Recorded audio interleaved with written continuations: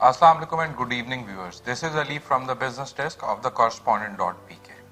So let's start with the stock market's performance today. Market opened on a positive note और उसमें main factor ये था कि international markets में भी एक पॉजिटिव क्लोजिंग्स देखने में आई. उसके अलावा क्रूड ऑयल जो है वो कल रात में स्लाइड किया और $82 तक आ गया. तो मार्केट ने इन दोनों चीज़ों को पॉजिटिव रिएक्ट किया और across the board market participants का इंटरेस्ट देखने में आया. वॉल्यूम्स भी थे. Banking sector, cement sector, fertiliser, oil, सारे सेक्टर्स में एक अच्छी पार्टिसिपेशन देखने में आई. जबकि कुछ इम्पॉर्टेंट रिजल्ट्स भी थे. आज मेज़ान बैंक ने अपने थर्ड क्वार्टर का रिजल्ट अनाउंस किया जो कि एक एक्सेप्शनल प्रॉफिटेबिलिटी इन्होंने शो की.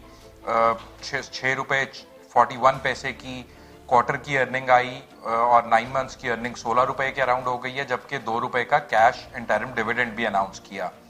इसके अलावा शेल का रिजल्ट था.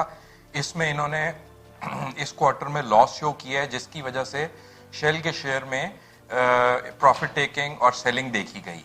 डे एंड पे मार्केट 387 पॉइंट के इंक्रीज के साथ 42,226 के लेवल पे क्लोज हुई. टोटल मार्केट में वॉल्यूम 250 मिलियन शेयर्स का रहा. डे ऑन डे बेसिस 31% का इंक्रीज देखने में आया.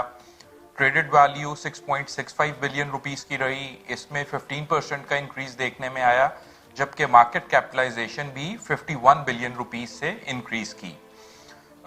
वॉल्यूम चार्ट्स पे G3 technologies top the chart with 22.3 million shares और ये अपने अपर सर्किट के ऊपर क्लोज हुआ. सेकंड पे WTL रहा. इसमें 21.1 मिलियन शेयर्स ट्रेड हुए, जबकि थर्ड पे गनी ग्लोबल होल्डिंग्स रहा. इसमें 14.5 मिलियन शेयर्स ट्रेड हुए और ये भी अपनी अपर लिमिट के ऊपर क्लोज हुआ. टोटल 342 कंपनीज ट्रेड हुई, जिनमें से 203 companies closed in the positive zone, 115 closed negative, whereas 24 companies remained unchanged. International markets में यूएस मार्केट्स अप्रॉक्सीमेटली 1 से 1.25% तक पॉजिटिव क्लोज हुई. एशियन मार्केट्स भी मोस्टली पॉजिटिव थी अदर देन चाइनीज मार्केट, जबकि यूरोपियन मार्केट जो कि अभी ओपन है उनमें भी थोड़ा सा मिक्स ट्रेंड ही देखने में आ रहा है. क्रूड ऑयल जैसा कि मैंने पहले बताया कि कल रात में टूट गया था, नेगेटिव था और 82 के नीचे भी ट्रेड हुआ, बट एज वी स्पीक तो ये $83 पर बैरल के अराउंड ट्रेड होता नजर आ रहा है. रुपी आज फिर 6 डे था जब वीक रहा और इसने अगेंस्ट USD लूज किया और डे एंड पे इंटरबैंक में ₹220 और 88 पैसे पे क्लोज हुआ.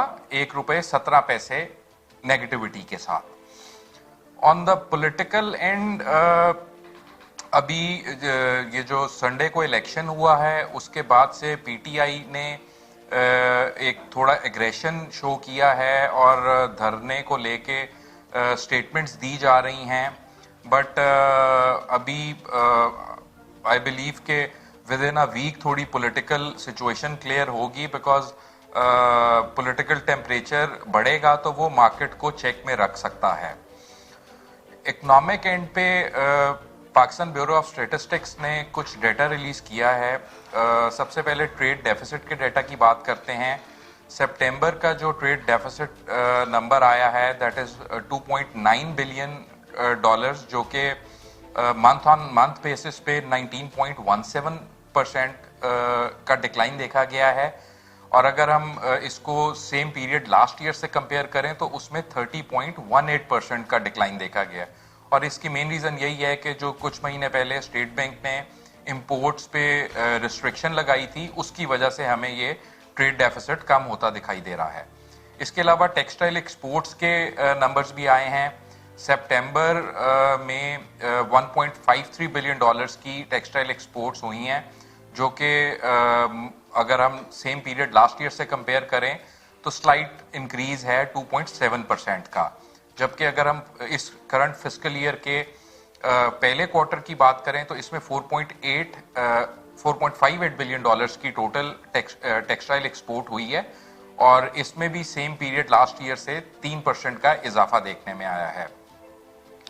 इसके अलावा सऊदीया को पाकिस्तान ने एक अच्छा गेस्चर दिया है फॉरेन ऑफिस ने और कहा है कि हम जब यूएस और सऊदीया की एक कोल्ड वॉर या एक टेंशन चल रही है over the oil supply cut, तो पाकिस्तान फॉरेन ऑफिस जो है उसने सऊदीया के साथ एक स्टैंड लिया है और ये कहा है कि ऑयल एक्सपोर्टिंग कंट्रीज जो है उनकी फेवर में यही है कि ऑयल प्राइसेस इंटरनेशनली ना टूटें और ऑयल कट को बेसिकली सपोर्ट किया है पाकिस्तान ने सऊदीया के।